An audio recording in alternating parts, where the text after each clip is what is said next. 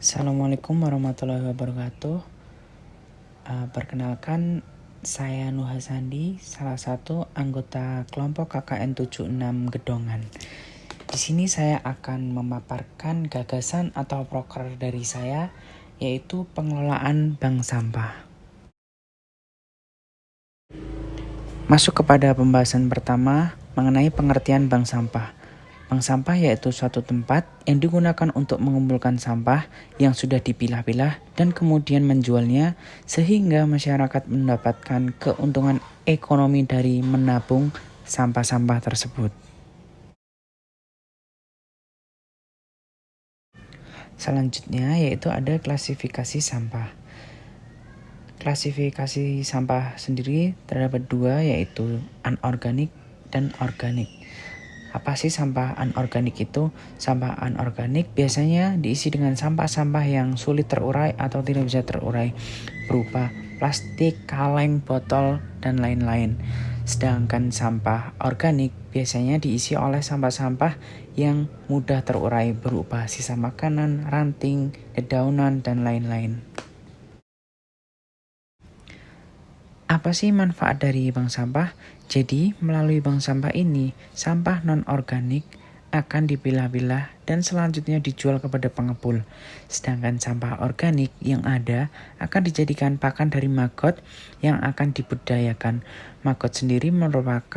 Budidaya maggot sendiri merupakan salah satu proker dari kami juga, sehingga sampah-sampah organik yang ada bisa dimanfaatkan menjadi pakan maggot.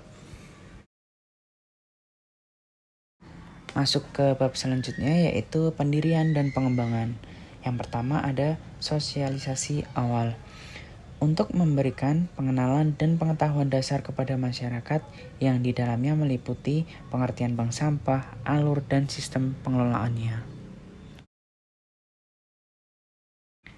Di dalam sosialisasi awal, apa saja sih wacana yang harus disampaikan? Yang pertama itu ada penjelasan umum tentang bank. Jadi, penjelasan umum tentang bank ini diberitahukan kepada masyarakat agar masyarakat itu mengetahui lebih sedikitnya mengenai pengelolaan bank sampah.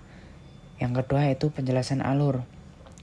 Penjelasan alur ini meliputi mekanisme kerja sampah dari mulai pemilahan, penyetoran, penimbangan, pencatatan, dan pengangkutan. Yang ketiga itu pembagian hasil. Hasil penjualan sampah tidak semuanya menjadi milik nasabah. Sebagian disisihkan untuk operasional bank sampah dan pengembangan lembaga ke depannya. Biasanya persentase bagi hasil bisa berkisar antara 10-30% dari nilai penjualan sampah. Yang kedua ada pelatihan teknis. Pelatihan teknis memberikan penjelasan detail mekanisme bank sampah serta musyawarah penentuan nama, pengurus, dan lokasi penimbangan dan penjualan hasil dari bank sampah. Pemberi materi pada saat pelatihan teknis bisa dilakukan oleh aktivis swadaya masyarakat. Pertemuan dilakukan dalam lingkup yang kecil yaitu di tingkat RT atau RW. Pelatihan teknis diikuti oleh setidaknya 50% warga RT atau RW setempat. Hal yang harus dilakukan dalam pelatihan teknis, yang pertama ada penjelasan sistem bank sampah. Berikut adalah hal yang harus ada agar sistem bank sampah dapat dijalankan. Yang pertama itu ada sampah sudah harus dipilah dari rumah. Yang kedua sarana pengumpulan sampah. Ketiga pengurus bank sampah. Keempat jadwal pengumpulan yang sudah disepakati sebelumnya. Selanjutnya ada sistem pencatatan dan yang terakhir yaitu kerjasama dengan pengepul dan kesepakatan jadwal pengambilan sampah oleh pengepul. Yang kedua ada musyawarah persetujuan. Tujuannya apa sih musyawarah persetujuan ini? Yaitu untuk mendapatkan persetujuan warga setempat untuk pelaksanaan sistem bank sampah dan penentuan nama bank sampah. Bila musyawarah tidak mencapai mufakat, bisa diputuskan dengan voting. Yang ketiga yaitu pembentukan pengurus bank sampah. Pengurus bank sampah terdiri dari yang pertama ada manajer bank sampah, di mana biasanya tugasnya mengelola dan memanage seluruh kegiatan pengelolaan bank sampah. kedua ada divisi penimbangan, tugasnya yaitu menimbang sampah-sampah yang sudah dipilah oleh nasabah. Kemudian ada bendahara, di mana bendahara biasanya menjaga anggaran yang ada baik dari nasabah ataupun dari pengurus sendiri.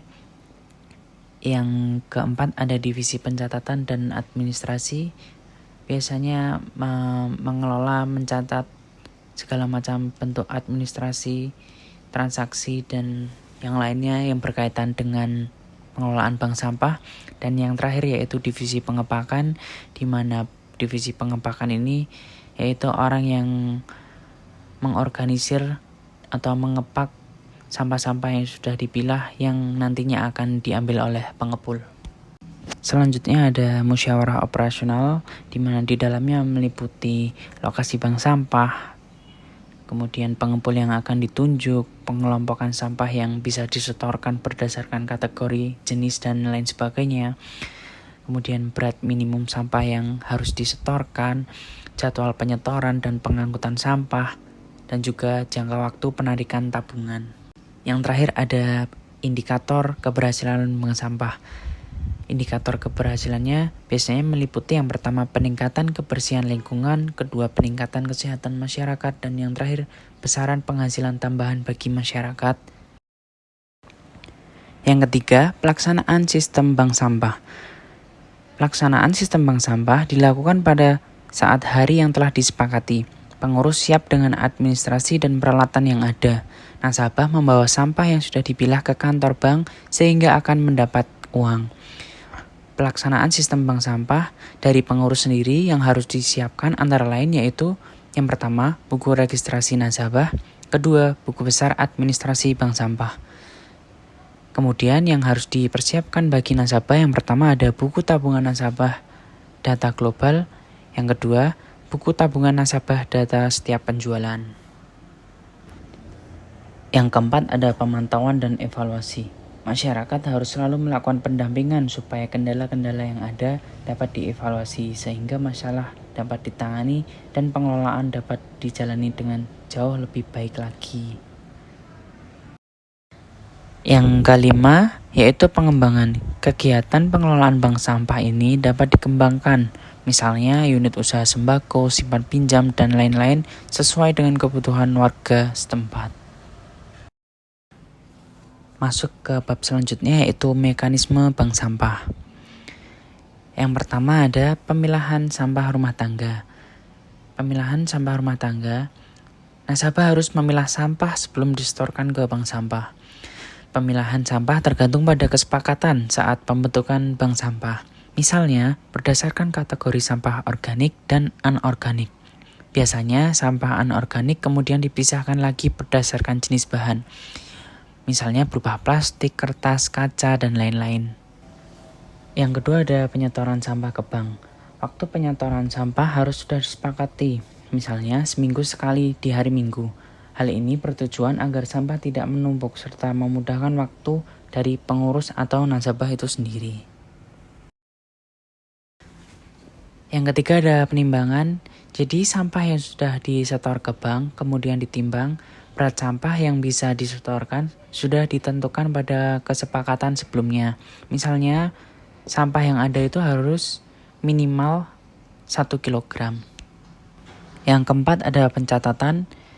Petugas akan mencatat jenis dan bobot sampah. Hasil akan ditulis di dalam buku tabungan. Pada sistem bank sampah, biasanya akan diambil setelah 3 bulan atau bisa dimodifikasi menjadi beberapa jenis. Misalnya, tabungan hari raya, pendidikan, dan lain-lain. Pada slide selanjutnya akan diberikan contoh apa saja buku atau apa saja yang harus dicatat dalam pengelolaan bank sampah. Yang pertama ada buku registrasi. Buku registrasi ini biasanya meregistrasi nasabah-nasabah yang sudah terdaftar atau masyarakat yang sudah terdaftar di pengelolaan bank sampah. Buku registrasi ini dibawa oleh pengurus dari pengelola bank sampah. Yang kedua ada buku besar administrasi. Buku besar administrasi ini juga dipegang oleh pengelola bank sampah, di mana di dalamnya itu memuat nama, jenis-jenis sampah, dan juga berapa kilo serta berapa rupiah transaksi yang ada pada hari itu. Yang ketiga ada buku tabungan nasabah. Buku tabungan nasabah sendiri di dalamnya memuat tanggal debit dan kredit agar kita mengetahui saldo itu dipakai untuk apa dan dari mana asalnya. Kemudian ada saldo dan juga tanda tangan yang nantinya akan ditandatangani oleh pengurus pengelola bank sampah. Yang keempat ada buku tabungan nasabah, data setiap penjualan.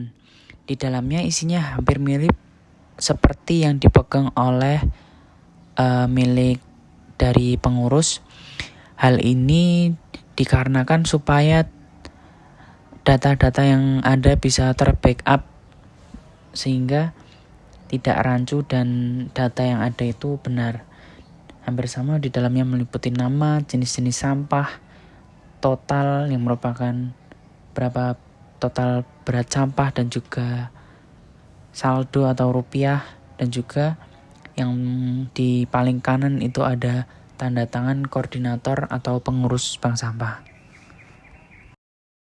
Kemudian yang terakhir atau yang kelima yaitu pengangkutan. Bank sampah sudah bekerja sama dengan pengepul yang sudah disepakati, sehingga setelah terkumpul, ditimbang dan dicatat, sampah tidak akan menumpuk. Sekian presentasi dari saya mengenai gagasan atau proker edukasi pengelolaan bank sampah. Harapan saya masyarakat dan stakeholder yang lainnya minat dan mau menjalankan pengelolaan bank sampah karena manfaatnya sangat banyak sekali. Dan juga materi yang saya sampaikan ini terdapat file yang bisa diunduh oleh masyarakat terkhusus di Gedongan, yang mana nantinya dapat dijadikan sebagai acuan. Kurangnya saya mohon maaf, lebihnya semoga bermanfaat. Terima kasih. Assalamualaikum warahmatullahi wabarakatuh.